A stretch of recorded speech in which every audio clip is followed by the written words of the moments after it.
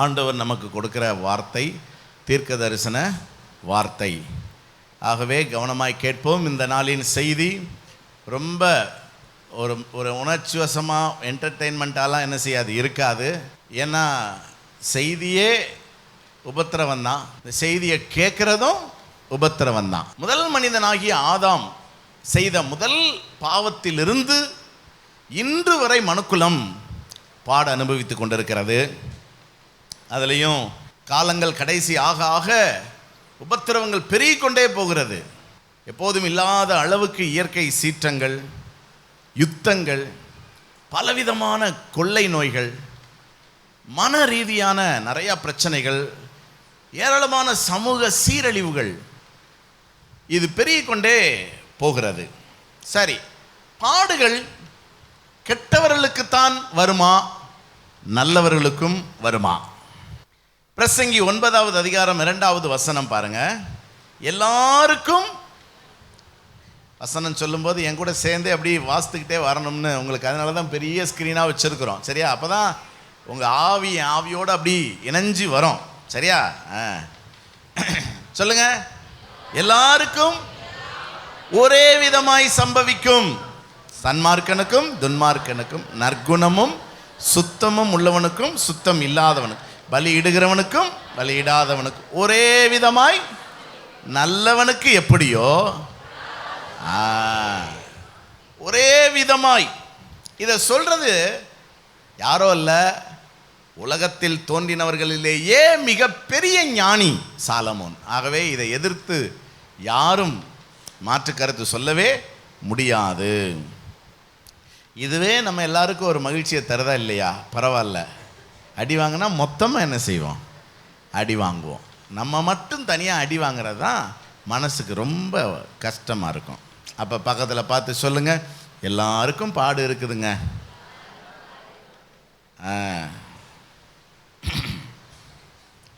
ஆனால் அநேக விசுவாச மக்கள் உபத்திரவத்தில் தான் கர்த்தரை விட்டு விலகி போகிறார்கள். இயேசு தன்னோடு இருந்த சீசரில் பார்த்து சொன்னார், எனக்கு நேரிட்ட எல்லா உபத்திரவத்திலும் என்னோடு நிலைத்திருந்தவர்கள் நீங்களே. ஏன்னா எல்லாருக்கும் பாடு இருக்கு. இவங்க என்ன செய்கிறாங்க, அந்த பாடுகளுக்கு ஏதாவது பரிகாரம் கிடைக்குமான்னு ஒவ்வொரு ட்ராக்காக மாறி வராங்க. ஒவ்வொரு கோயில் குளமாக போய் வரும்போது எங்கே வந்துடுறாங்க, சபைக்கு வந்துடுறாங்க. இங்கே வந்த உடனே ஒரு குட் ஃபீலிங் கிடைக்கும், ஒரு சமாதானம், ஒரு இளைப்பாறுதல். ஆனால் போக போக திரும்ப உபத்திரவங்கள் அவர்களை நெருக்கும் போது, அப்போ இந்த ட்ராக்கும் சரியில்லை போல அப்படின்னு சொல்லி அடுத்த ட்ராக் போயிடுறாங்க. அப்படியே போய் போய் பாருங்க, நீங்கள் எத்தனை ட்ராக் மாறி வந்திருந்தாலும் தப்பு இல்லை. ஆனால் இந்த ட்ராக்லேயே கடைசி வரைக்கும் என்ன செஞ்சிடணும், ஏன்னா இந்த ட்ராக்ல முடிவில் தான் என்ன இருக்குது, பரலோகம் இருக்கிறது. நீங்கள் இந்த ட்ராக் சரியில்லைன்னு சொல்லிட்டு திரும்ப எங்கே போயிடக்கூடாது, வேற ட்ராக் போயிடக்கூடாது.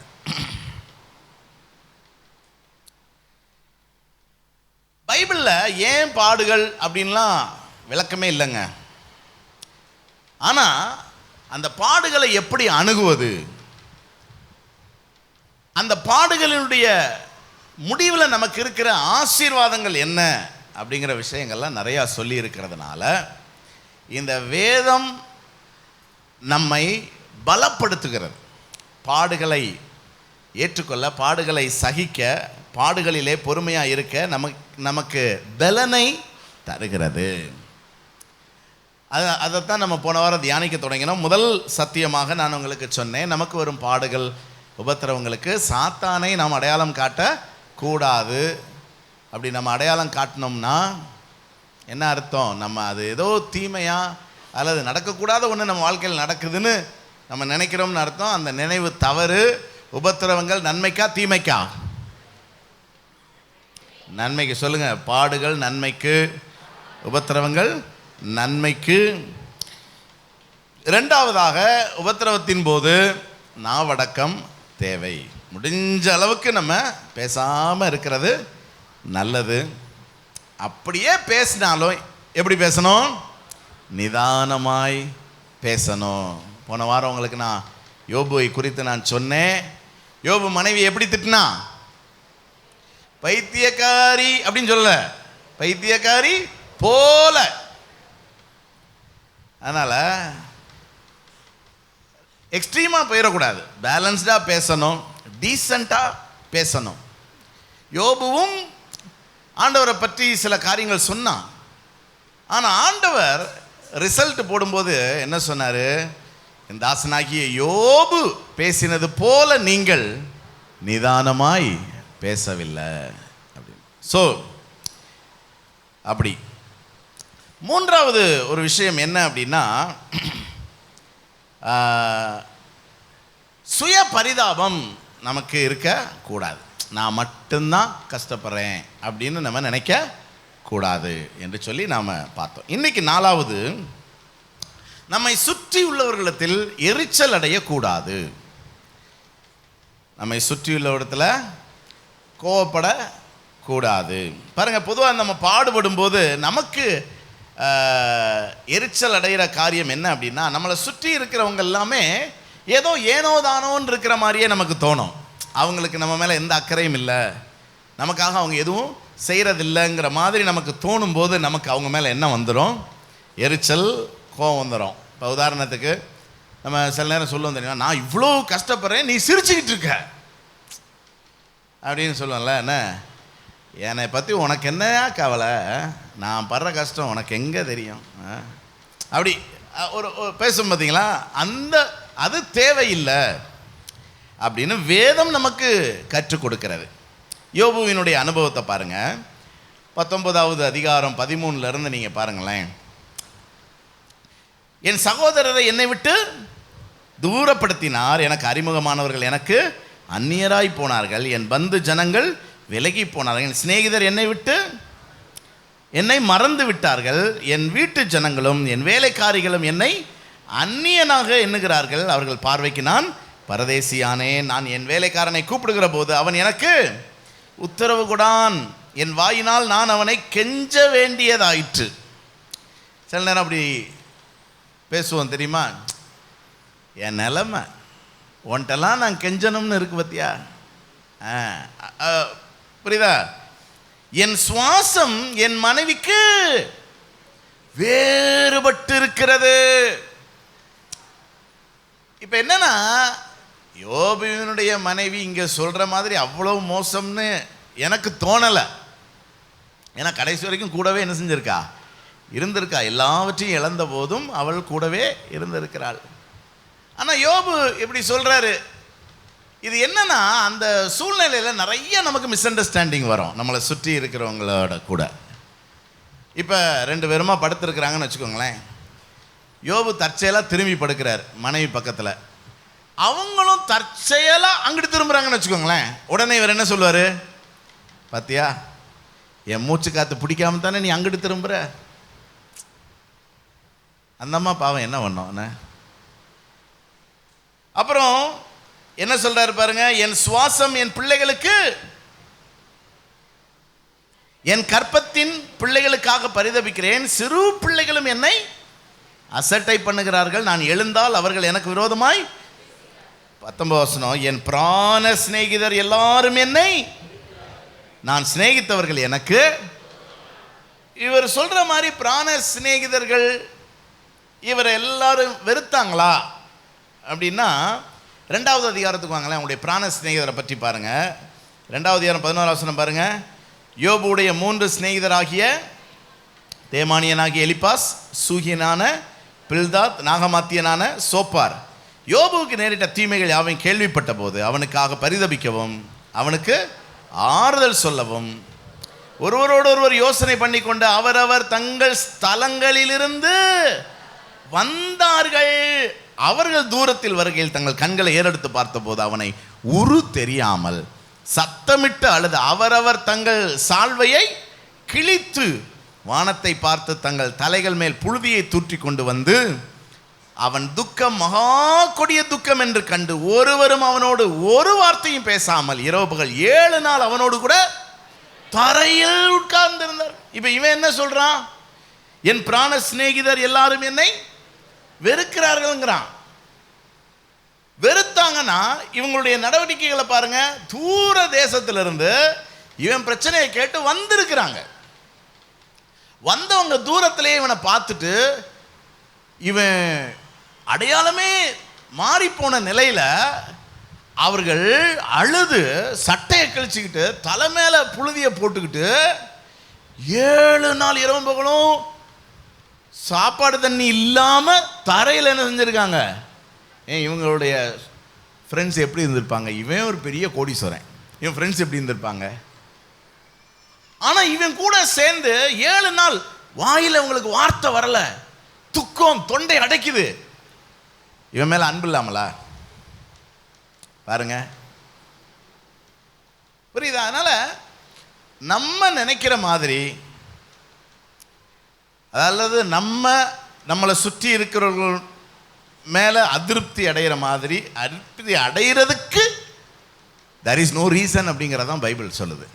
ஏன்னா இப்போ என்ன சொல்றாரு இந்த நண்பர்களை பற்றி? இப்போ ரைட்டு வந்திருக்கீங்க, ஓகே, அதுக்கப்புறம் பேசுறாங்க. அதை குறித்து யோபு என்ன சொல்றாரு? 13:4 காரியத்துக்கு உதவாத வைத்தியர்கள்ங்கிறார். அப்புறம் 16:2 அலட்டுண்டாக்குகிற தேற்றரவாளர்கள். ஸோ அவருக்கு ஆறுதலாக தேர்தலாக பேசுகிறோம்னு பேசுகிறாங்க. ஆனால் அந்த வார்த்தைகள் யோபுவை இன்னும் காயப்படுத்துகிறது. 21:34 உங்கள் மறுமொழிகளில் உண்மை கேடு இருக்கிறது, வீணான ஆறுதலை எனக்கு சொல்லுகிறீர்கள் அப்படிங்கிறார். அதாவது ஃப்ரெண்ட்ஸ் இவனை தேர்தலுக்கு தான் வந்தாங்க. ஆனால் அந்த தேர்தல் கூட யோபுவுக்கு உபத்திரவமா என்ன செஞ்சிருக்கு? மாறி இருக்கு. அப்படின்னா என்ன அர்த்தம்? என்ன அர்த்தம்? கவனிங்க. சில சந்தர்ப்பங்களில் தேவன் நம்மை சுற்றி இருக்கிறவர்களையும் நம்மை விட்டு பிரிப்பார். அதான் அதுக்குரிய அர்த்தம். நம்ம தனிமையில் உபத்திரவப்படணும்னு சில நேரம் கர்த்தர் விடுவார். இயேசுநாதரையே விட்டாரா இல்லையா? யோசித்து பாருங்க. அவரிடத்தில் வாங்கி புசித்தவர்கள், அப்பம் புசித்தவர்கள் எல்லாம் ஓடி போயிட்டான். அவர் கூடவே இருந்த சீஷர்கள் எல்லாம் ஓடிட்டான். இவர் என்ன பண்றாரு? தனிமை. சரி, இவங்க எல்லாத்தையும் விடுங்க, பிதா. அதனாலதான் கதறார், என் தேவனே என் தேவனே ஏன் என்னை கைவிட்டீர். அப்படிதான் இந்த யோபு 19:13 பாருங்க. அவர் சொல்றாரு, என் சகோதரரை என்னை விட்டு தூரப்படுத்தினார். யார் தூரப்படுத்தினா?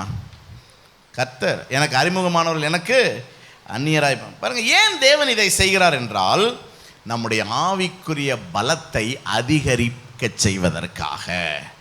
To enrich our strength, spiritual strength. இந்த சைக்கிள் ஓட்டு கற்றுக் கொடுக்கும்போது பின்னாடி ஒருத்தர் பிடிச்சிட்டு வருவாங்க தெரியுமா? நாமளும் பிடிச்சிருக்காங்கிற நம்பிக்கையில் ரொம்ப உற்சாகமாக ஓட்டுவோம். கொஞ்சம் நேரம் கழித்து பார்த்தா அந்த பின்னாடி பிடிச்சிட்டு ஓடி வந்தவருடைய மூச்சு காற்று சத்தம் நமக்கு கேட்காது. என்னடா இதுன்னு திரும்பி பார்த்தா அவர் இருக்க மாட்டார். உடனே அங்கிட்டு இங்கிட்டும் ஆட்டிக்கிட்டு சைக்கிளை கீழே போட்டுருவோம். பார்த்துருக்கீங்களா? இப்போ அவர் பிடிச்சிக்கிட்டே தான் வருவேன்னா எப்போ நம்ம ஓட்டி பழகிறது? புரியுதா? இந்த நீச்சல் சொல்லித்தரும் போது 2 கையை பிடிச்சிக்கிடுவாங்க. நமக்கு ரொம்ப சௌரியமாக இருக்கும், கையை காலை உற்சாகமாக ஆட்டுவோம். கொஞ்சம் கொஞ்சமாக கையை எடுப்பாங்க பாருங்க, அப்போ வேகமாக அடிக்க வேண்டியது இருக்கும். அப்போ தான் நீங்கள் நம்ம சஸ்டெயின் ஆக முடியும். தண்ணியில் இழைக்கும், கஷ்டம். ஆனால் அதுதான் நம்முடைய பலத்தை அதிகரிக்கும். என்ன? நீதிமொழிகள் 24:10 பாருங்க. ஆபத்து காலத்தில் நீ சோர்ந்து போவாயானால். புரியுதா? நாம் சோர்ந்து போகக்கூடாது. அதுக்கு நமக்கு பலன் தேவை. நிறைய சூழ்நிலைகளை நம்ம தான் தனியாக ஃபேஸ் பண்ண வேண்டியது இருக்கும். யாரும் மனிதனுடைய உதவி நமக்கு இருக்காது. ஆகவே கர்த்தர் நம்முடைய பலத்தை அதிகரிக்க பண்ணுவதற்காக நம்மளை சுற்றி இருக்கிறவர்களை தேவன் லேசாக கட் பண்ணி என்ன செய்வார்? விடுவார். நம்ம என்ன நினச்சிக்கிறோம்? அவங்க நம்மளை விரோதிக்கிறாங்க, அவங்க நமக்கு அந்நியராகிறாங்க, அவங்க நம்மளை மதிக்க மாட்டேங்கிறாங்க அப்படின்னு நினச்சி நாம் அவர்கள் மேல் எரிச்சல் அடைய வேண்டிய அவசியம். நான் சொல்கிறது புரியுதுன்னு சொல்கிறவங்க ஒரு அலையிலையோ சொல்லுங்கள் பார்க்கலாம். இதுதான் உண்மை. ஆகவே இந்த உபத்திரவத்தின் மத்தியில் நீங்கள் தனிமையிலே வேதனைப்படும் போது ஒன்றை புரிந்து கொள்ளுங்கள், ஆண்டவர் உங்களை ஏதோ ஒரு பெரிய காரியத்துக்காக பலப்படுத்துகிறார், திடப்படுத்துகிறார். அல்லேலூயா. ஆமாம். அதே நேரத்தில் இன்னொரு விஷயமும் இருக்குது, அதை மட்டும் இந்த குறிப்புக்காக நான் சொல்லிட்டு கடந்து போகிறேன். என்னென்னா, நம்ம எந்த அளவினால் அளக்குறோமோ அந்த அளவினால தான் நமக்கு என்ன செய்யப்படுமாம். நம்ம மற்றவங்க உபத்திரவத்தில் நம்ம கன்சர்னாக இருந்தால் நம்ம உபத்திரவத்தில் மற்றவங்க என்ன செய்வாங்க. இப்படி வேறையாக்கும். நம்ம 4 வீட்டுக்கு போய் மொய் எழுதியிருந்தால் தான் நம்ம வீட்டுக்கு வந்து என்ன செய்வாங்க, இல்லாட்டினா பொய் எழுதிட்டு போயிடுவாங்க. அது ஒன்று மனசில் வச்சுக்கோங்க. சரி, 5வது, பரிகாரத்தை மனிதர்களிடத்தில் தேடக்கூடாது. பரிகாரத்தை எங்கே தேடக்கூடாது? மனிதத்தில். யார்கிட்ட தேடணும்? கர்த்தர்ட்ட தான். இப்போ பிரச்சனை என்ன? கஷ்டப்படும் போது யார் தான் கண்ணுக்கு தெரிகிறார்? மனுஷன் தான் கண்ணுக்கு தெரிகிறான். கடவுளாக தெரிகிறாரு. ஆனால் வேறு வழி இல்லை, பரிகாரத்தை எங்கே தான் தேடணும். ஏன்னா மனிதர்கள் கையில் கிடைக்கிற பரிகாரம்ங்கிறது அது ஒரு தற்காலிகமானது. தேவனிடத்தில் கிடைக்கிற தீர்வு தான் நிரந்தரமானது. இதில் குறிப்பாக நான் வந்து உங்களுக்கு போதகரை சார்ந்து கொள்ளக்கூடாது அப்படிங்கிற ஒரு கண்ணோட்டத்தில் உங்களுக்கு நான் அந்த காரியத்தை சொல்ல விரும்புகிறேன். இதில் ஒரு பேலன்ஸ் நமக்கு வேணும். போதகர் வேணும், ஆனால் நம்ம யாரை சார்ந்து கொள்ளணும்? கர்த்தரை சார்ந்து கொள்ளணும். புரியுதா? இப்போ பொதுவாக அப்படி பாஸ்டர்கிட்ட எதுக்கு போகிறாங்க? ஜெபிக்க போகிறாங்க. என்ன சரி, இப்போ பாஸ்டர் ஜெபிக்கிறாரு, ஒன்றும் நடக்கலை. பாஸ்டரை சார்ந்து கொள்கிறவங்க, பரிகாரத்துக்காக மனிதனை சார்ந்து கொள்கிறவங்க உடனே என்ன செய்வாங்கன்னா அடுத்த ஆள்கிட்ட போவாங்க. இன்னொரு பாஸ்டர், இன்னொரு சபை கேட்டால் அவர் வல்லமையான பாஸ்டர். இல்லை, எல்லா மனுஷனும் மனுஷன்தான். வல்லமையாக இருக்குது. வல்லமையை தர்றது யார்? கர்த்தர். ஒன்று நல்லா விளங்கிக்கோங்க, கர்த்தர் உங்களுக்கு கொடுக்கணும்னு ஒரு நன்மையை வச்சுருந்தா அது மனிதன் மூலமாகவும் தருவார், காக்கா மூலமாகவும் தருவார், யாருமே இல்லாமலும் தருவார். என்ன? ஆகவே எனக்கு ஒத்தாசை வரும், கண்களை என்ன செய்யணும்? ஏறெடுக்கணும். ஜெபத்தை பற்றி வேதம் என்ன சொல்லுது? யாக்கோபு 5:13 சொல்லுது, உங்களில் ஒருவன் துன்பப்பட்டால் அவன் ஜெபம் பண்ண கடவன். உபத்திரவப்படுறவங்க என்ன செய்யணும்? முதல்ல ஜெபிக்கணும். சரி, நம்ம ஜெபம் பண்ண கூட பலன் இல்லாத ஒரு நிலையில் கஷ்டப்படுறோம்னு வச்சுக்கோங்களேன். அப்போ 14வது வசனம் சொல்லுது, சபையின் மூப்பர்களை வரவழைப்பானாக, அவர்கள் என்ன செய்வாங்க? எண்ணெய் பூசி ஜெபம் பண்ணுவாங்க. முடியாத பட்சத்துக்கு யாரும் ஜெபம் பண்ணுவா? சபை போதகர்கள், தலைவர்கள் ஜெபம் பண்ணுவாங்க. அடுத்து 16வது வசனம் பார்த்தீங்கன்னா, ஒருவர் குற்றங்களை ஒருவர் அறிக்கையிட்டு ஒருவருக்காக ஒருவர் ஜெபம், ஒருவருக்காக ஒருவர் கேர்சல்ல, என்ன ஃப்ரெண்ட்ஸ்குள்ள அப்படி ஜெபிக்கிற ஜெபம். சுருக்கமாக சொல்ல போனால் எல்லாரும் ஜெபிக்கணும். பாஸ்டரும் உங்களுக்காக ஜெபிக்கணும், நீங்களும் உங்களுக்காக ஜெபிக்கணும். ஒருத்தர் ஒரு சைடு மட்டும் ஜெபிக்கிறதுல அர்த்தம் இல்லை. ஆண்டவர் எல்லாரிடத்திலும் ஜெபத்தை எதிர்பார்க்கிறாருங்கிறத நம்ம புரிந்து கொள்ளணும். இப்போ பழைய ஏற்பாட்டில் பார்த்தீங்கன்னா மோசே, ஆரோன், சாமுவேல் போன்ற தீர்க்கதரிசிகள் எல்லாம் மக்களுக்காக ஜெபம் பண்ணினாங்க, விண்ணப்பம் பண்ணினாங்க. ஏன்னா சாமுவேல்கிட்ட கூட ஜனங்கள் வந்து எங்களுக்காக விண்ணப்பம் பண்ணோம்னு கேட்குறாங்க. நான் விண்ணப்பம் பண்ணுவேன் அப்படிங்கிறார் அவர். ஆனால் புதிய ஏற்பாட்டில் அப்படி அல்ல. பவுல் அப்போஸ்தலன் என்ன சொல்கிறாரு? எங்களுக்காக வேண்டிக் கொள்ளுங்கள்ங்கிறாரு. பவுல் அப்போஸ்தலன் எவ்வளோ பெரிய ஊழியக்காரன். அவர் சொல்கிறாரு, யாருக்காக ஜெபம் பண்ணுங்க? எங்களுக்காக ஜெபம் பண்ணுங்க. அப்போ நம்ம என்னத்தை கேட்க? என்ன பாஸ்டர், நீங்கள் தான் எங்களுக்காக ஜெபம் பண்ணணும், நாங்கள் உங்களுக்காக ஜெபம் பண்ண சொல்கிறீங்க? அப்படின்னு கேட்க வேண்டியது இருக்குது. கொலோசியர் 4:4, 1 தெசலோனிக்கர் 5:25, 2 தெசலோனிக்கர் 3:2, நிறையா வசனம் இருக்குது. நீங்கள் பைபிளை வாசித்து பாருங்கள். அதே நேரம் பவுல் சொல்றாரு, உங்களுக்காக நாங்கள் ஜெபம் பண்ணுறோம். ரோமர் 1:9 பாருங்கள். நான் ஜெபம் பண்ணும் போதெல்லாம் இடைவிடாமல் உங்களை நான் என்ன செய்கிறேன், நினைத்து கொண்டிருக்கிறேன். நிறைய இடத்துல சொல்ல நான் உங்களுக்காக விண்ணப்பம் பண்ணுறேன். அப்போ பரஸ்பரம் நாம் ஜெபிக்க வேண்டும். பாஸ்டர் விசுவாசிகளுக்காக ஜெபிக்கணும், விசுவாசிகள் ஜெபிக்கணும், ஒருவருக்காக ஒருவர் ஜெபிக்கணும். யாரோ ஒருத்தட்ட எனக்காக ஜெபம் பண்ணிக்கோங்கன்னு சொல்லிட்டு நம்ம தூங்கக்கூடாது. புரியுதா உங்களுக்கு? அதுதான் இந்த விஷயத்தில். ரெண்டாவது, எதுக்காக பாஸ்டர்கிட்ட போகிறோம் அல்லது எதுக்காக மனுஷன்கிட்ட போகிறோம் அப்படின்னா ஆலோசனைக்காக. இந்த ஆலோசனை விஷயத்தில் ஆலோசனை கேட்காமலும் இருக்கக்கூடாது. அதே நேரத்தில் நிறையா பேர்கிட்ட கவுன்சிலிங் பண்ணக்கூடாது, கேட்கக்கூடாது ஆலோசனை. புரியுதா? அப்படி நிறைய பேர்கிட்ட ஆலோசனை கேட்கும்போது சிலர் நம்மை தவறாய் வழி நடத்துவதற்கு வாய்ப்பு இருக்கிறது. ஏன்னா வேதம் என்ன சொல்லுது அப்படின்னா, புலம்பல் 3வது அதிகாரம் 40வது வசனம் பாருங்க. நாம் நம்முடைய வழிகளை சோதித்து ஆராய்ந்து கர்த்தரிடத்தில், இப்போ நான் கஷ்டப்படுறேன்னா நான் என் வழிகளை சோதித்து ஆராய்ந்து கர்த்தரிடத்தில் திரும்பினாத்தான் எனக்கு விடுதலை, எனக்கு ஆசீர்வாதம். என்றைக்குமே ஒன்றை புரிந்து கொள்ளுங்க, மனிதனுக்குன்னு ஒரு ஈகோ இருக்குது. அந்த ஈகோ என்ன செய்யும்னா அவன் முடிவு பண்ணுறதை தான் செய்ய வைக்கும். அதனால தான் பாஸ்டர்களாகிய நாங்கள் ஆலோசனை சொன்னாலும் அநேகர் கேட்கறதில்ல. சொல்றது புரியுதா உங்களுக்கு? இது தவறில்லை, அப்படிதான் கர்த்தர் படைச்சிருக்கிறார் நம்மளை. வேணால் மேனுஃபேக்சரிங் டிஃபெக்ட்னு வேணால் என்ன செய்யலாம், சொல்லலாம். ஆனால் ஆலோசனைகள் கேட்கணும். ஆலோசனைக்காரர்கள் அநேகர் உண்டானால் சுகம் உண்டாகும். ஆலோசனை இல்லாத இடத்தில் ஜனங்கள் விழுந்து போவார்கள். ஆனாலும் கர்த்தர் உங்களை நடத்துகிற வழியை நீங்கள் அறிந்து கொள்வதற்கு என்ன செய்யணும் தெரியுமா? சங்கீதம் 73:16 பாருங்க. சங்கீதம் 73:16, இதை அறியும்படி யோசித்து பார்த்தேன். எல்லாரும் சொல்லுங்க, யோசித்து பாருங்கள். என்ன பாருங்க? யோசித்து பாருங்கள். இன்னைக்கு அந்த யோசிக்கிற காரியம் ரொம்ப குறைஞ்சிருச்சு. இப்போ என்ன செய்யணும்? நீங்கள் ஆக்சுவலாக செய்தியை கேட்கணும், செய்தியை யோசிக்கணும். ஆனால் இதை விட்டுட்டு நம்ம என்னத்தை யோசிப்போம்?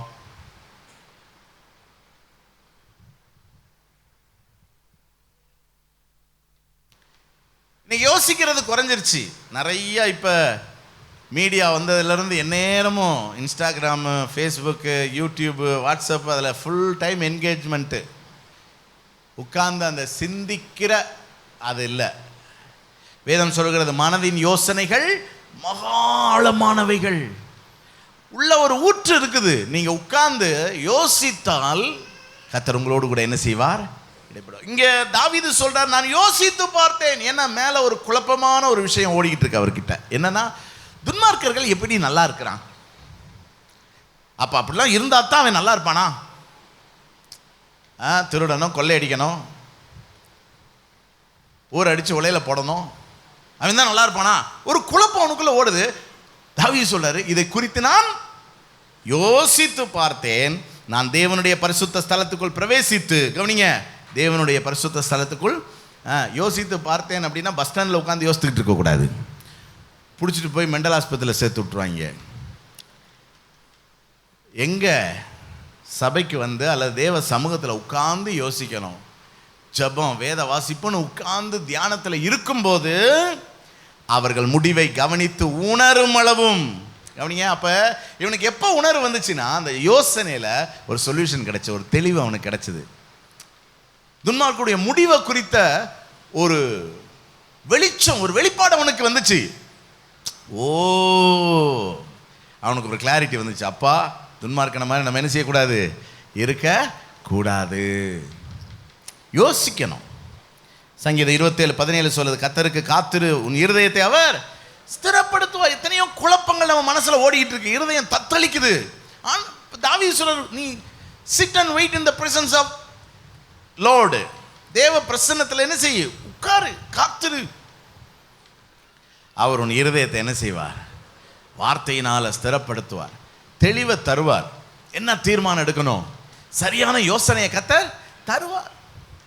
ஸோ நல்லா புரிந்து கொள்ளுங்க, ஆலோசனைக்கு பாஸ்டர்கிட்ட வர்றது நல்லது தான்.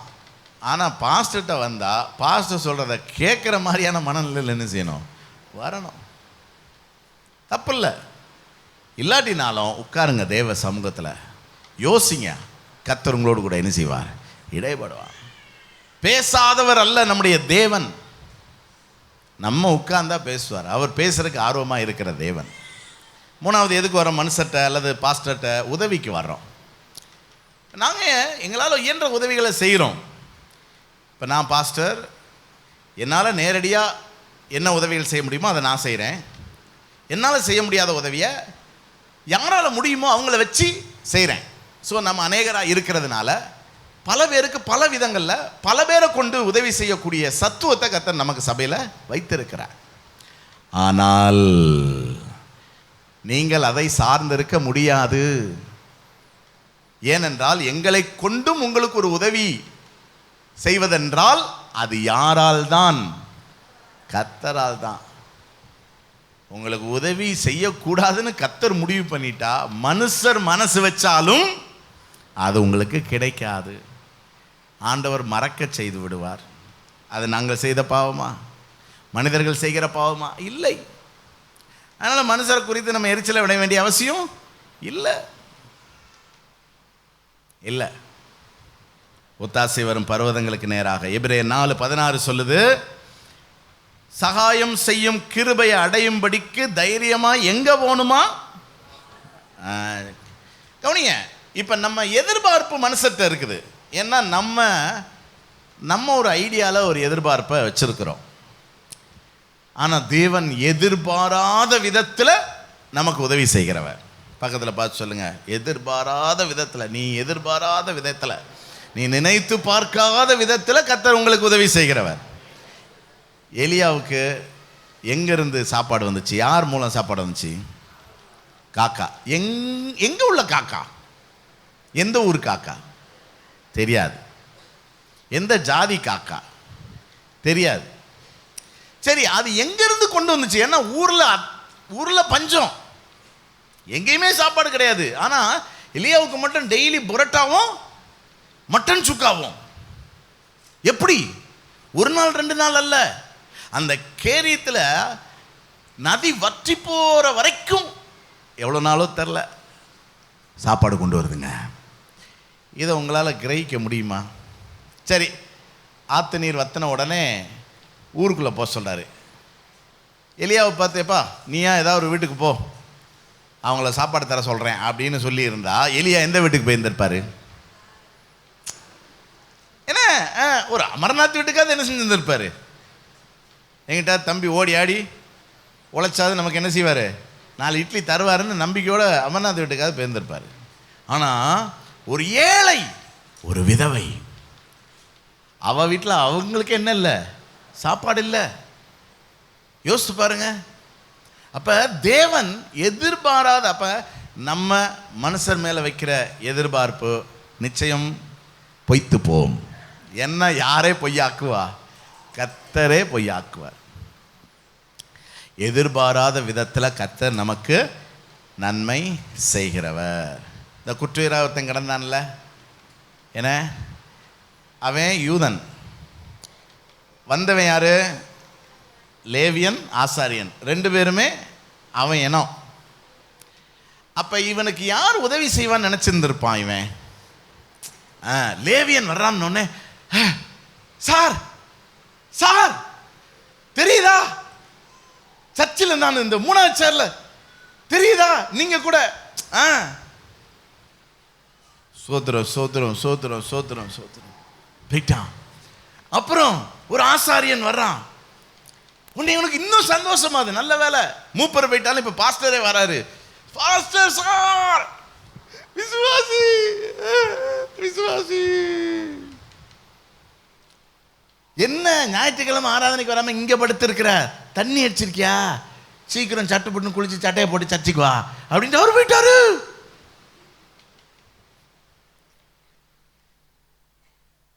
ஆனால் ஒரு சமாரியன் வந்தான். அவனுக்கு அங்கே இருக்கும்போது தெரியுது, இவங்களே நமக்கு உதவி செய்யலை, இவனா நமக்கு உதவி செய்ய போகிறான், இவன் வேற ஜாதிக்காரன், இவனை நம்ம ரொம்ப இன்சல்ட் பண்ணியிருந்திருக்கோம், இவனுக்கு நம்ம ரொம்ப தீமை செஞ்சுருக்கோம் இந்த ஜாதிக்காரங்களுக்கு, அதனால நிச்சயம் அவன் என்ன செய்ய மாட்டான், நம்மளுக்கு நினைச்சா அவன் தான் உதவி செய்கிறான். பார்த்தீங்களா? அதனால் வேதத்தில் ஒரு வசனம் இருக்குல்ல, கிழக்கிலும் மேற்கிலும் வனாந்தர திசையிலிருந்தும் ஜெயம் வராது. எங்கேருந்து வரும்? கர்த்தர்ட்ட தான் என்ன செய்யும். எத்தனை பேர் கர்த்தரை நம்புவீங்க?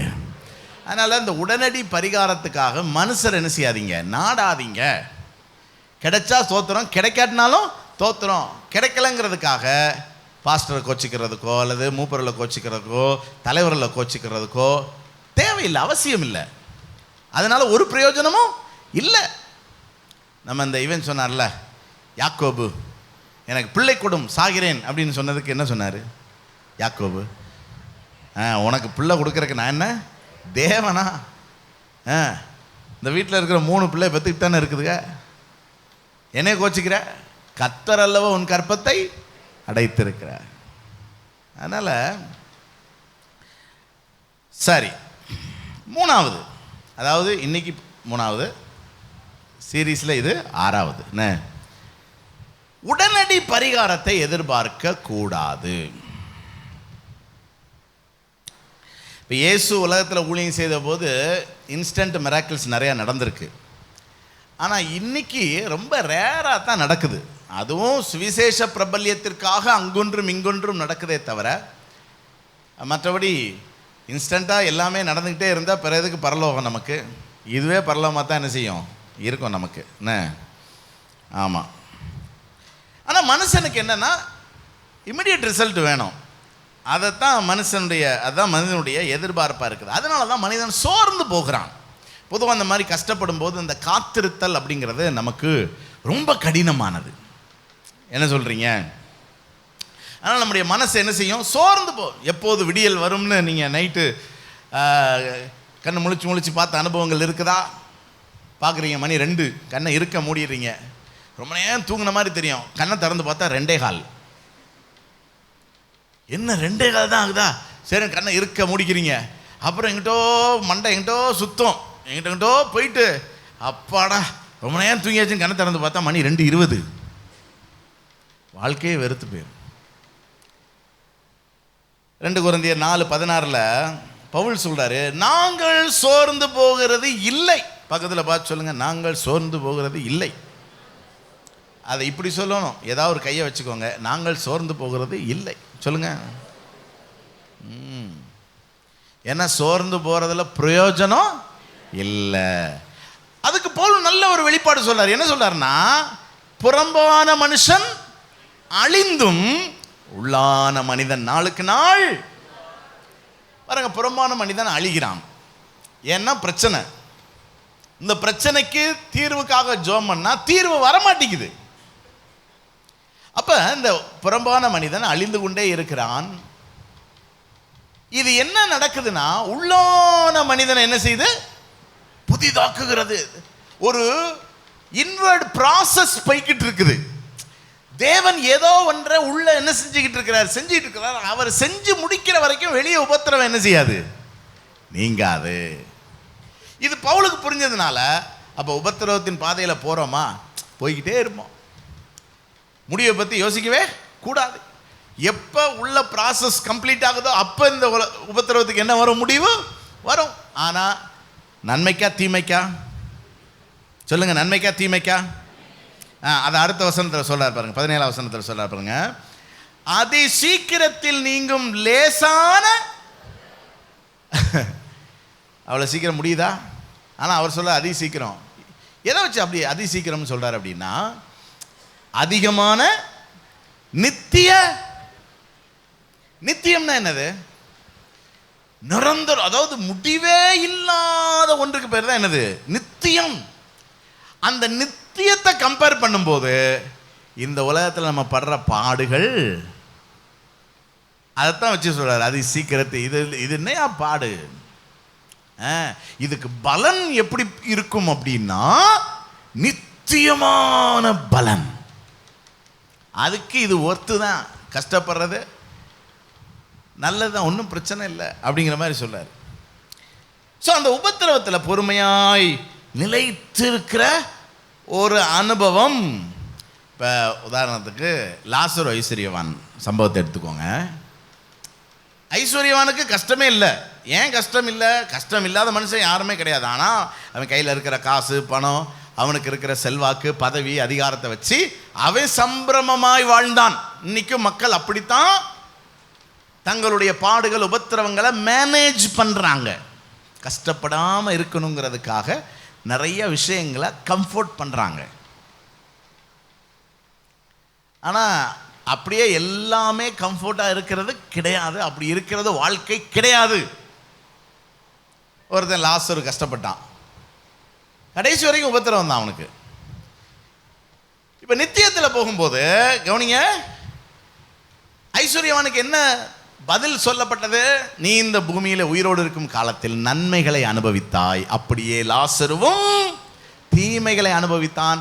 இப்பொழுது அவன் தேற்றப்படுகிறான், நீயோ வேதனைப்படுகிறாய். சரி, லாசரு எவ்வளோ நாள் கஷ்டப்பட்டான்? நான் நினைக்கிறேன் லாசருன்னு சொல்லும்போது அவன் ஏதோ ரொம்ப வயதான குடுகுடு தாத்தா மாதிரி எனக்கு தோணலை. உங்களுக்கு எது தோணுது? அப்படி ஒரு இளைஞன், ஒருவேளை 45-50 வயசுக்குள்ளே இருந்திருப்பான். அவனுக்கு ஏதோ மோசமான வியாதி, பெற்றோர் கைவிட்டாங்க, குடும்பத்தார் கைவிட்டாங்க, அதனால் ஒத்தையில் இருந்து செத்துட்டான். சரியா? நான் நினைக்கிறேன் அவனுடைய உபத்திரவ காலம் ஒருவேளை 10 வருஷங்களாக இருந்திருக்கலாம். என்ன, நான் அப்படி தான் நினைக்கிறேன். 10 வருஷம் மகா உபத்திரவ காலத்தை அவன் அனுபவிச்சிருக்கான். ஆனால் இப்பொழுது அவன் தேற்றப்படுகிற இடம் எவ்வளவு காலம்? நித்தியமானது. சரி, இவன் வாங்க ஐஸ்வர்யவான் சம்பிரமமாய் வாழ்ந்தான். இப்போ அவன் வேதனைப்படுகிற இடத்தின் கால அளவு எவ்வளவு? நித்தியமானது. இப்போ புரியுதா உங்களுக்கு? அதனால் கவனிங்க, உங்களை சாத்தான் உபத்திரவத்தில் விசுவாசத்தை அசைச்சு பார்த்து ஆண்டவரை விட்டு தூக்கிட்டு போகிறதுக்கு பார்ப்பான். அப்படி நீங்கள் ஆண்டவரை விட்டு விலகி போகிறது ஒருவேளை கம்ஃபர்ட்டாக இருக்கலாம். ஆனால் எங்கே போய் நித்தியத்தை அனுபவிக்க வேண்டியிருக்கும்? புரியுதா? அதை வச்சு தான் பவுல் சொல்றாரு, அது சீக்கிரத்தில் நீங்கும் லேசான உபத்திரவம் சொல்லுங்க நித்திய மகிமையை நம்ம வாழ்க்கையில் என்ன செய்கிறது? கொண்டு வருகிறது. அதனால தேவன் அற்புதங்களை செய்வதில்லை என்று நான் சொல்ல மாட்டேன். இன்றைக்கும் தேவன் அற்புதங்களை செய்கிறார், நன்மை செய்கிறார். ஆபத்து காலத்தை என்னை நோக்கி கூப்பிடுன்னு அவர் சொல்லி இருக்கிறார். என்ன, என்னை நோக்கி கூப்பிடு, நான் உனக்கு எட்டாவது நீ அறியாதமான பெரிய காரியத்தை செய்வேன்னு கத்த சொல்லி இருக்கிறார். செஞ்சா சோத்திரம், செய்யாட்டினாலும்.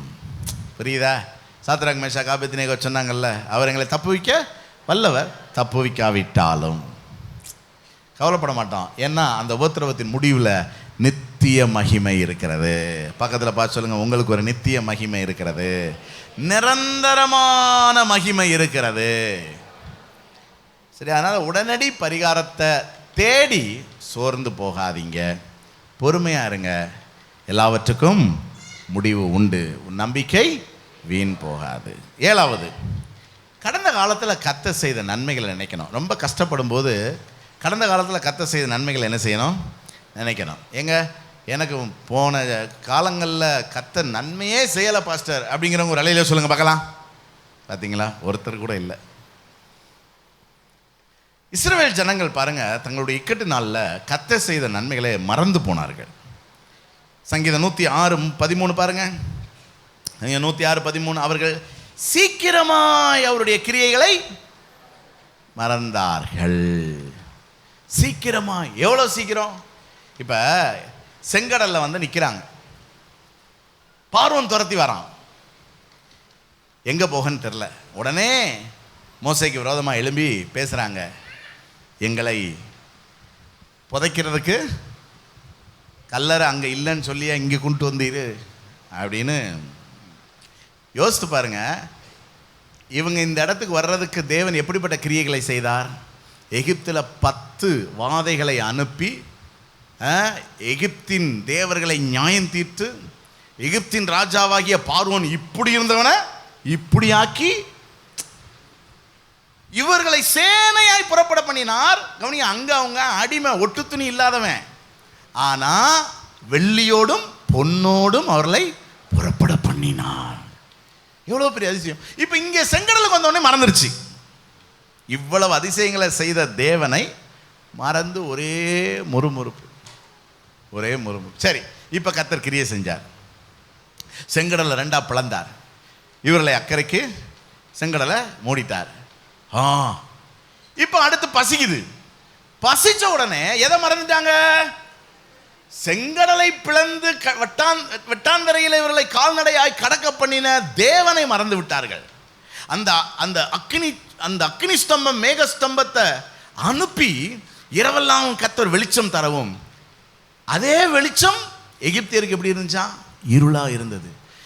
எகிப்தியருடைய உருளைகளை கர்த்தர் கலற்றினாராம். என்னவெல்லாம் கர்த்தர்! இந்த கிரியைகளை மறந்து சோறு இல்லை, சோறும் கொடுத்தார். தண்ணி வேணும். இப்ப எதை மறந்துட்டாங்க? சாப்பாடு கொடுத்த கர்த்தரை மறந்துட்டாங்க. ஏங்க, சாப்பிட்றக்கும் தண்ணி குடிக்கிறதுக்கும் எவ்வளோங்க கேப்பு? அந்த கேப்ல மறந்துட்டாங்க. யார? கர்த்தரை. நமக்கு ஆண்டவர் சொல்லாரு, இப்படி என்ன செஞ்சிடாதீங்க, கர்த்தருடைய கிரியைகளை என்ன செஞ்சிடாதீங்க. அவர் நேற்று செய்தவர் இன்றைக்கும் செய்வார், இன்றைக்கு செய்தவர் நாளைக்கும், இம்மட்டும் உதவி செய்தவர் இனிமேலும், இம்மட்டும் நம்மோடு இருந்தவர் இனிமேலும், இம்மட்டும் நம்மை காத்தவர் இனிமேலும். எத்தனை பேருக்கு புரியுது சத்தியம்? அல்லேலூயா சொல்லுங்க பார்க்கலாம். இந்த விசுவாசம். அதனால எப்பவுமே அவர் செய்த சகல உபகாரங்களையும் இதை கேட்கும் போது அல்லது சொல்லும் போதே நமக்கு என்ன ஃபீலிங் வரும்? அப்பாடா, முடிஞ்சிடா, பீச்சே மூட், கிளம்பி வீட்டுக்கு போயிடுறது.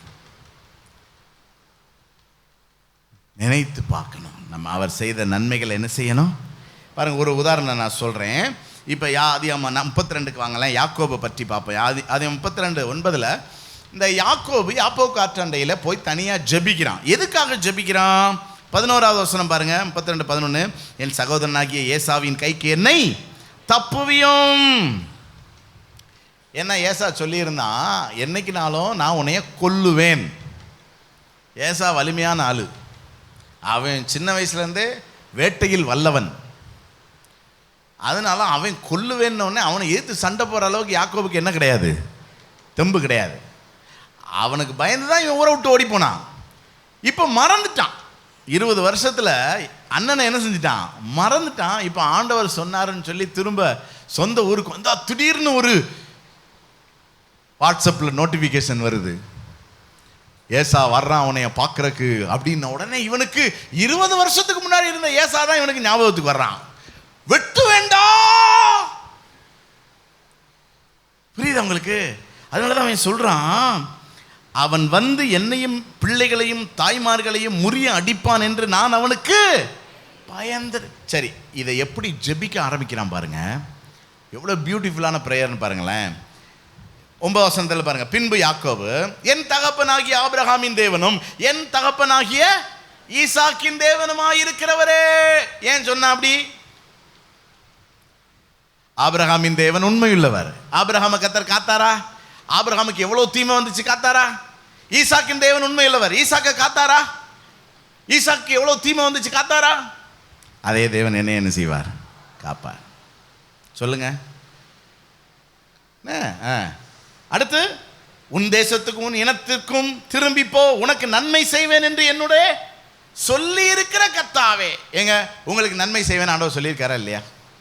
சொல்லி இருக்கிறாரா இல்லையா? வாக்கு தத்தம் கத்த கொடுத்துருக்கிறாரா இல்லையா? முத ஆராதனையில் ஒரு பாட்டு படித்தோம். வலக்கையை பிடித்து கலங்காதே துணை நிற்கிறேன் என்று சொன்னவரே, உன் வலக்கையை பிடித்து துணை நிற்கிறேன் என்று வாக்குரைத்தவர் நிறைவேற்றி முடிப்பார், உண்மையுள்ளவர். சொன்னதை செய்யும் அளவும் கைவிட மாட்டேனே என்று வாக்குரைத்தீரே. தீரே தீரே, உங்களுக்கு தீரே, பக்கத்தில் பார்த்துக்கலுங்க, உனக்கு தீரே வாக்குரைத்தீரே. நமக்கெல்லாம் ஆண்டவர் வாக்குத்தத்தம் பண்ணியிருக்காரு இல்லையா? எத்தனை பேர் உண்மையில் ஒன்று விசுவாசிக்கிறீங்க? எத்தனை தலைமுறையா கர்த்தர் உண்மையாய் நடத்தி வந்திருக்கிறான்னு கொஞ்சம் யோசிச்சு பாருங்க. அவன் சொல்றான், என்ன, அடியனுக்கு தேவரீர் காண்பித்த எல்லா தயவுக்கும் எல்லா சத்தியத்துக்கும் நான் எவ்வளவு வேணும்? கோலும் கையுமா இந்த யோர்தானை கடந்து போனேன். இப்பொழுது இவ்விரண்டு பரிவாரங்களை நினைச்சு பார்க்கிறான். இன்னைக்கு கர்த்தர் என்ன ஆசீர்வதிச்சிருக்கிறதுக்கு நான் எவ்வளவு வேணும் தகுதியுள்ளவன் அல்ல. கோலும் கையுமா போனவன இருக்கிற கோலையும் பிடிங்கிட்டா கர்த்தர் விட்டாரு? இல்லைங்க. 20 வருஷத்துல பரிவாரம்னா ஒரு ராஜாவினுடைய சொத்து, படை பரிவாரம். அப்போ இதில் எத்தனை யானைகள் இருக்கும், எத்தனை குதிரைகள் இருக்கு, எத்தனை ஒட்டகங்களுக்கு, எத்தனை வேலைக்காரர், எத்தனை இராணுவ வீரர்கள், எவ்வளவு வெள்ளி பொண்ணு, எவ்வளவு குடும்பம் கோத்திரம், 2 பரிவாரம். இதெல்லாம் சொல்லிட்டு 11வது வசனத்தில் சொல்றாரு, என் சகோதரனாகிய ஏசாவின் கைக்கு என்ன செய்யுங்க ஆண்டவரே, தப்புங்க ஆண்டவர். அதனால புலம்புறதுக்கு முன்னாடி என்ன செய்யணும்? கர்த்தரை புகழணும். சொல்லுங்க, புலப்பத்திற்கு முன்பு புகழணும். யாரை புகழணும்? கர்த்தரை. அவர் செய்த நன்மைகளை சொல்லிட்டு நீங்க எவ்வளவு நாளும் கவலைப்படுங்க, எவ்வளவு நாளும் புலம். இது நல்ல ஐடியாவா இருக்குல்ல? ஆண்டவர் இன்னைக்கு புதிய வெளிப்பாடு கொடுத்துருக்காரு. ஸோ முதல்ல பிரைஸ் அண்ட் வர்ஷிப், அப்புறம் புலம்பல் வர்ஷிப். என்ன, சில பேர் பாருங்க சோக பாட்டா கேட்பாங்க. என்ன, ஏறுகின்றான் தள்ளாடி தவழ்ந்து களை போடு. அதை எங்கே பாடுறது? கம்யூனியனில் பாடுறது. என்ன சரி. அதனால் சாமுவேல் 1 சாமுவேல் 17:36 தாவீது சொல்கிறான் பாருங்க, கடந்த கால வெற்றியை சொல்கிறாங்க. கவனிங்களேன், இந்த சாட்சி ரொம்ப அற்புதமானது. ஆமாம், ஒரு புக்கு போட போகிறேன், மேகம் போன்ற திரளான சாட்சிகள்னு. ஆமாம், ரொம்ப எக்ஸலண்ட்டாக இருக்க போகுது. அதில் நிறைய பேருடைய சாட்சி இருக்கும். இங்கே உங்கள்லேயும் ஒரு சிலருடைய சாட்சி இருக்கும். எனக்கு அதை போடணும்னு எப்போ தோணுச்சுன்னா, ஒரு ஃபங்க்ஷனில் போய் உட்காந்துருக்கேன். என்னைய ஒருத்தர் பார்க்க வந்தார். அவர் யூடியூப்பில் என்னுடைய செய்தியை கேட்கிற என்னுடைய அபிமானி. அவருக்கு என்னை பார்த்தோன்னு ரொம்ப சந்தோஷம். உட்கார்ந்தார். உட்கார்ந்த நேரத்திலிருந்து அவருடைய சாட்சி சொல்ல ஆரம்பித்தாருங்க. அவர் ரட்சிக்கப்பட்டு எப்படியும் ஒரு 10 வருஷம் இருக்கும். அவர் சொன்னதுலேருந்து ஒன்றா புரிஞ்சுக்கிட்டேன், இந்த மனுஷன் ஒரு ஆளை விட்டு வைக்க மாட்டான் போல. எவன் பக்கத்தில் உட்கார்ந்தாலும் எதை சொல்ல ஆரம்பிச்சிருவார்? சாட்சி. சாட்சி. கவனிங்க, அந்த சாட்சி அவரை உயிர்ப்பிச்சுக்கிட்டே இருக்கு. புரியுது உங்களுக்கு? எனக்கு சொல்லும் போதே அவர் என்னமோ நேற்று ரட்சிக்கப்பட்ட ஃபீலிங்கை காட்டுதுங்க. அவருக்கு இருக்கிற அந்த உற்சாகம், வைராக்கியம். அப்போ எப்போ நம்ம குளிர்ந்து போகிறோம் தெரியுமா? நமக்கு ஆண்டவர் செய்த நன்மைகளை சொல்ல நிறுத்தும் போது இப்படி ஆவியில் குளிர்ச்சி வந்துடுது. புரியுதா? நம்ம சுவாசிக்கிற காற்று கர்த்தர் கொடுத்தது, நம்ம சாப்பிடுகிற சாப்பாடு கர்த்தர் கொடுத்தது. என்னைக்காவது நீங்கள் அதை டிக்ளேர் பண்ணியிருக்கீங்களா? யோசித்து பாருங்க. அதனால் நாம் கர்த்தர் கடந்த நாட்களில் செய்த நன்மை, கர்த்தர் கொடுத்த வெற்றி. எனக்கு போன வாரம் கிடைச்ச ஒரு சொல்யூஷனை சொல்கிறேன் பாருங்களேன். ஒரு மனக்குறை இருந்துகிட்டே இருந்துச்சு. தேவனுடைய பலத்த கிரியைகள் இல்லையே. ஒரு நாள் கூட எங்கள் வீட்டில் கூட நான் ஒன்றும் நடக்க மாட்டேங்கிறேன் அப்படின்னு. எனக்கு கர்த்தர் அந்த நாளில் அன்றைக்கி ஒரு ஊழியக்காரனை சந்திக்கிறேன். அந்த ஊழியக்காரன் சொன்ன விஷயத்தை வச்சு எனக்கு ஆவியில் கர்த்தர் வெளிப்பாடு கொடுத்தார். உன்னை சுற்றி நடக்கிற எல்லாமே கர்த்தருடைய கிரியை. எனக்காக தேவன் கிரியை செய்கிறாரா இல்லையா? செய்கிறாரு. ஆனால் நான் செய்கிற தப்பு என்ன தெரியுமில? அவர் கிரியை செய்கிறாருங்கிறத நான் ஏற்றுக்கொள்ளலை. ஏன்னா நான் நினைக்கிற விதத்தில் அவர் என்ன செய்யலை. என்னுடைய உள்ளம் சுக்குநூறாக நொறுங்கி போனது. எனக்காக இரவும் பகலும் என் கர்த்தர் கிரியை செய்து கொண்டிருக்கிறார். அப்போ நான் எனக்கு அன்னன்னைக்கு நான் அனுபவிக்கிற சாட்சியை நான் என்ன செய்யணும்? சொல்லி ஆண்டவரை துதிக்கணும், மற்றவங்களை சொல்லி அவரை உயர்த்தணும். தாவீது சொல்றாரு, அந்த சிங்கத்தையும் கரடியையும் உம்முடைய அடியானாகிய நான் கொன்றேன், விருத்த சேதனம் இல்லாத இந்த பெலிஸ்தியனும் அவைகள் ஒன்றை போல். பாருங்க, அப்ப சிங்கத்தை கொல்ல உதவி செஞ்சவர் நமக்கு உதவி செய்ய மாட்டாரா? சொல்லுங்க. அக்கினி சூளைய சாத்ராக் மேஷாக் ஆபேத்நேகோ மட்டும்தான் குத்தகைக்கு எடுத்திருக்காங்களா? நம்ம அக்கினி சூளைக்குள்ள போனோம்னா கர்த்தர் நமக்கு உதவி செய்ய மாட்டாரா? எதுக்காக அக்கினி சூளையில் போன சாத்ராக் மேஷாக் ஆபேத்நேகோவை ரட்சித்தார் என்று வேதம் சொல்லுகிறது என்றால், அதே தேவன் தான் நாம் ஆராதிக்கிற தேவன். அப்போ தானியேல் மட்டும்தான் சிங்கக்கெபிக்குள்ளே போனால் சிங்கத்தின் வாயை கர்த்தர் கட்டுவாரா? நம்ம எல்லாம் செய்ய மாட்டாரா? என்ன ஒரு பிரச்சனை, அந்த நாட்களில் சிங்கங்கள் நிறையா இருந்துச்சு, அதனால் சோதனைகளுக்கு கர்த்தர் அதை பயன்படுத்தினார். இன்றைக்கி சிங்கம் ரொம்ப இருக்கிற சிங்கத்தையும் தூக்கி இதில் அடைச்சிட்டாங்க, இதில் ஜூவில் அடைச்சி விட்டாங்க. அதனால் கர்த்தர் நம்ம சோதனைகளுக்கு இன்றைக்கி சர்ப்ளஸாக இருக்கிற மனிதர்களை தான் பயன்படுத்துகிறார். அதனால் சிங்கத்தின் வாயை கட்டினவர் இன்றைக்கும் உண்மையுள்ளவர். காற்றையும் கடலையும் அதட்டின தேவன் இன்றைக்கும் அவர் செய்த சகல உபகாரங்களையும். கடைசியா ஒரு காரியத்தை நம்ம பார்த்து முடிக்க போனால், ரொம்ப முக்கியமான விஷயம், தேவ பக்தியை குறைக்க கூடாது. என்ன, தேவ பக்தியை குறைக்கூடாது. பொதுவாக நம்ம கஷ்டப்படும் போது சோர்வு வந்துடுதுல, உடனே நம்ம ஆவிக்குரிய சில விஷயங்களை நம்ம என்ன செஞ்சுக்கிறோம்? குறைத்து கொள்ளுகிறோம். தவறு. இந்த நம்ம சுகம் இல்லாமல் இருக்கும்போது நமக்கு சாப்பிடணும்னு தோணாது, தெரியுமா? பசிக்காது, ருசிக்காது, சாப்பிட மாட்டோம். என்ன சொல்லி சாப்பாடு தருவாங்க? பாவம், சாப்பாடு தரமாட்டாங்க போல. சொல்லுங்க, என்ன சொல்லி சாப்பாடு தருவாங்க? சங்க பிரதர் சொல்லுங்க. பிரதர், நீங்க தான் மெடிக்கல் ஆஃபீஸர், சொல்லுங்க. சாப்பிட்டாதான் உனக்கு சுகமாகும். அதான் முடியலையே, முடியாட்டினாலும் அதை நான் ஒன்றும் இஷ்டப்பட்டு சாப்பிடல, கஷ்டப்பட்டுனாலும் என்ன செய்யணும்? சாப்பிடணும். அப்போதான் எனக்கு அது சரியாகும். எபிரேயர் 12:10 பாருங்களேன். அவர்கள் தங்களுக்கு நலம் என்று தோன்றினபடி கொஞ்ச காலம் சிட்சித்தார்கள். இவரோ தம்முடைய பரிசுத்தத்துக்கு நாம் பங்குள்ளவர்களாகும் பொருட்டு நம்முடைய பிரயோஜனத்துக்காகவே நம்மை, சொல்லுங்க, நம்முடைய பிரயோஜனத்துக்காகவே நம்ம என்ன செய்கிறாரா? பாடுகள் யாருடைய பிரயோஜனத்துக்காக? நம்முடைய உபத்திரம் யாருடைய பிரயோஜனத்துக்காக? சரி, அடுத்த வசனம் பாருங்க. எந்த சிட்சையும் தற்காலத்தில் சந்தோஷமா இராது. இது என்ன பெரிய அற்புதமான கண்டுபிடிப்பா? எங்கெங்க பாடுகள் உபத்திரங்கள் யாருக்காவது சந்தோஷமா இருக்குமா? ஆனால் தற்காலத்தில் சந்தோஷமா இராது, துக்கமாய் காணும். ஆகிலும் பிற்காலத்தில்,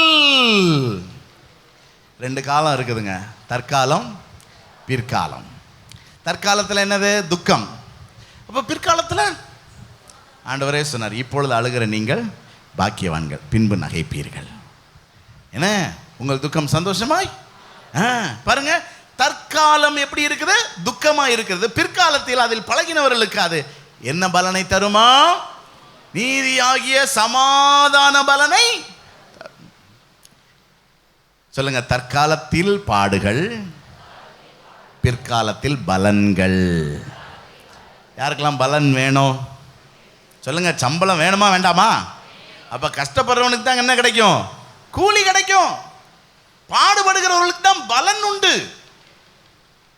பாடுகளே வேண்டான்னா உங்களுக்கு பலன் கிடையாது. என்ன? ஆமா, சோம்பேறி அறுப்பில் பிச்சை கேட்டாலும் அவனுக்கு என்ன செய்யாதான்? கிடைக்காதான். பலன், நித்திய பலன். ஏதோ தற்காலிகமான பலன் கிடையாதுங்க. நித்திய பலன், நித்தியத்துக்கான பலன், தலைமுறைகளுக்கான பலன். யோசித்து பாருங்க.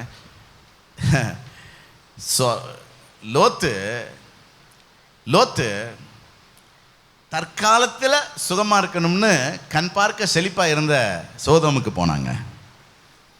ஆனால் ஆபிரகாம் பிற்காலத்தில் நல்லா இருக்கணுங்கிறதுக்காக அந்த பஞ்சபூமியில் கர்த்தருக்காக கீழ்ப்படிந்து காத்திருந்தான். யார் நல்லா இருக்கா? அவன் தற்காலத்தில் நல்லா இருந்தான். ஆபிரகாம் பிற்காலத்தில் நல்லா இருந்தான். பிற்காலம்னா எத்தனை தலைமுறை? 1000 தலைமுறை. இன்னைக்கு வரைக்கும் ஆபிரகாமின் சந்ததியை கர்த்தர் ஆசீர்வதித்து வைத்திருக்கிறார். ஒரு மனுஷனுடைய கீழ்ப்படிதனாலே, ஒரு மனுஷனுடைய உபத்திரவத்தினாலே. சரி, அடுத்த வசனம் பாருங்களேன். 11, 12 பாருங்க. ஆகையால் இப்படி இருக்கிறதுனால நெகிழ்ந்த கைகளையும் தளர்ந்த முழங்கால்களையும் நீங்கள் திரும்ப நிமிர்த்துங்க. நெகிழ்ந்து தான் போகும், தளர்ந்து தான் போகும். ஆனால் அப்படியே விட்டுறாதீங்க.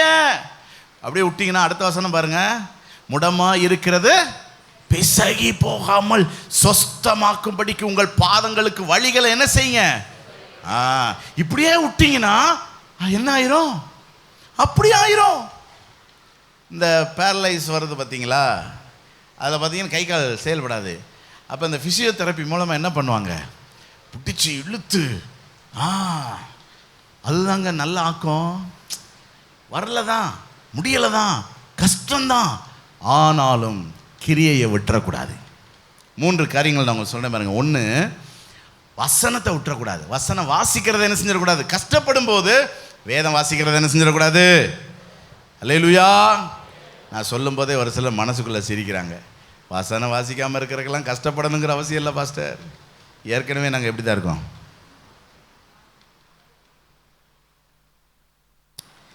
யோபு சொல்கிறார் பாருங்க, நான் போகும் வழியை அவர் அறிவார், சோதித்த பின் நான் அவருக்கு ஒரு தெளிவு இருக்குது. இதுதான் சோதனை தான் வாழ்க்கைன்னு கிடையாது. யோபு எவ்வளோ நாள் சோதனை? 12 மாதங்கள் அப்படின்னு யார் சொல்கிறா? வேத பண்டிதர்கள் சொல்கிறாங்க 12 மாதங்கள். முடிவு உண்டு. அடுத்த வசனம் பாருங்க, அவர் உதடுகளின் கற்பனைகளை விட்டு நான் வசனத்தை நான் விடுறது இல்லை, அவருடைய வாயின் வார்த்தைகளை எனக்கு வேண்டிய ஆகாரத்தை பார்க்கிலும் அதிகமாய் உட்கொண்டேன். சொன்னோம்ல, நம்ம ஏற்கனவே வியாதி நேரத்தில் தான் நல்லா சாப்பிட்ணும். கஷ்டம்தான், நல்லா சாப்பிடு, வயிற்றுக்கு சாப்பிடு, அப்போ தான் மாத்திரைலாம் போடுறது உனக்கு வேலை செய்யும். அது மாதிரி தான். அப்போ ரொம்ப கஷ்டப்படுறீங்களா, ஜோம் பண்ணுங்க, படுத்துட்டு ஜோம் பண்ணுங்க, சாரி படுத்துட்டு பைபிள் வாசிங்க. என்ன மல்லாக்க பைபிள் வாசிங்க. எப்படியோ பைபிளே வாசிக்க முடியாத அளவுக்கு அப்படியே இருக்குன்னா இந்த ஆடியோ பைபிள்லாம் இருக்குது, அதை காதில் போட்டு என்ன செய்யுங்க, நீங்கள் கேளுங்க, ஆடியோ பைபிள் கேளுங்க. அல்லது போர் அடித்தா செல்வின் பாஸ்டர் மெசேஜே கேளுங்களேன். அது என்ன அவ்வளோ மோசமாகவா இருக்குது?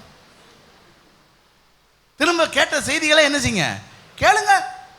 பழைய செய்திகள்லாம் கேளுங்க, எழுப்பலாம் இருக்கும். இன்னும் தம்பா பேசியிருப்பேன் அப்போ. ஆமாம், கேளுங்க. வசனம் உள்ள போய்கிட்டே என்ன செய்யணும், இருக்கணும். யோசேப்பை குறித்து வேதம் சொல்லுது, கர்த்தர் சொன்ன வார்த்தை நிறைவேறும் அளவும் கர்த்தருடைய வசனம் அவனை புடமிட்டது. 2வது, துதி ஆராதனை. கஷ்டப்படும் போதும் எதை நிறுத்தக்கூடாது, ஞாயிறு ஆராதனையும் நிறுத்தக்கூடாது, துதி ஆராதனையும். பிலிப்பியர் 4:6 பாருங்க, நீங்கள் ஒன்றுக்கும் கவலைப்படாமல்னா எல்லாத்துக்கும் கவலைப்பட்டுக்கிட்டு இருக்கிறாங்க. பிலிப்பி சபை நிறைய உபத்திரவங்களுக்கு வழியாக போயிட்டு சபை. அதே பிலிப்பியில் தான் இவங்க பவுலையும் சீலாவை அடித்து எங்கே போட்டாங்க, ஜெயிலில் போட்டாங்க. அப்போ அந்த ஊர் எவ்வளோ மோசமாக இருந்திருக்குன்னு கொஞ்சம் யோசித்து பாருங்கள். அங்கே சபை எவ்வளோ கஷ்டப்பட்டு இருந்திருக்குன்னு கொஞ்சம் யோசித்து பாருங்கள்.